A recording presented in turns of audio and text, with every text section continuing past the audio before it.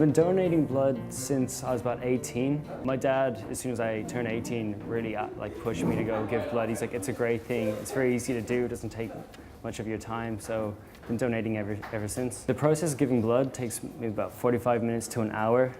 The donation process starts when you walk in the door. You meet with the receptionist. They give you a questionnaire to fill out just on kind of a bit about your background to see if you're able to give blood.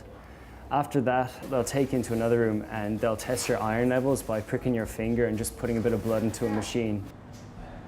After that, they bring you into the main room where they sit you down and a nurse sits with you and they take the blood from you. For me, giving blood doesn't really hurt. There's a slight pinch when they put the needle in, but that's literally it. The nurses and doctors here have been doing this so long that they're able to do it really well, and I've never had any trouble. And then after that, you sit in another waiting room. They give you some refreshments like crisps or maybe a can of Coke or something, and you just relax for like 5 minutes, and then you're free to go. I definitely think giving blood is a positive experience. It helps so many people. There's a great need out there to give blood, and it only takes about 45 minutes to an hour of your time. After the unit is collected, the blood is then put on a tray that keeps it cools it down rapidly and keeps it at 20 degrees centigrade, plus or minus 1 or 2 degrees. At the end of the clinic, all the units collected are then taken on these trays in a temperature-controlled environment and shifted back either to the National Blood Centre in Dublin or to the regional centre in Cork for further processing. The blood comes in and is stored overnight at 20 degrees in temperature-controlled rooms for subsequent manufacture the following morning. We very rarely now use blood as it comes out of the vein. We don't leave it like that for use in the hospitals. We spin it on centrifuges, we separate out the plasma and the platelets from the red cells, and we then resuspend the red cells in a storage solution. So by the time we're finished, there's about 200 mils of red cells in 100 mils of storage solution, which can then be stored for subsequent use for about 5 weeks if necessary.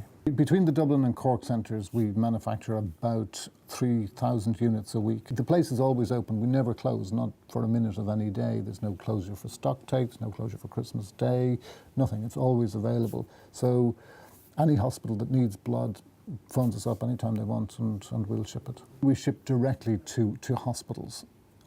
So it always goes from here into a hospital blood bank. There's no intermediate step. About 150,000 units of blood are transfused in Irish hospitals per year. The average transfusion is somewhere around 2 units, so about 70,000 people get transfused in Ireland per year. I was diagnosed at age 8 with a rare genetic illness called Fanconi anemia. And what happens with Fanconi's is the bone marrow fails, so then you can't produce blood cells. I would have had my first blood transfusion at age 9, just after I was diagnosed. And I had them on and off then over 8 years. And then when I was 16, my bone marrow failed, and so I needed a bone marrow transplant. But while they were waiting to get a donor, for the bone marrow transplant, I basically survived on blood transfusions for a whole year. So I was having one once a month for that year between ages 15 and 16. Blood transfusions kept me alive. Basically, I would have died without blood, so I needed other people's blood to live. I certainly feel indebted to people who donate blood. I think it's such an important thing to do. If somebody was thinking about donating blood but was having second thoughts, I would just say to them, I'm living proof of how important it is. It's so fantastic what you do for other people when you donate blood, because you're literally saving lives.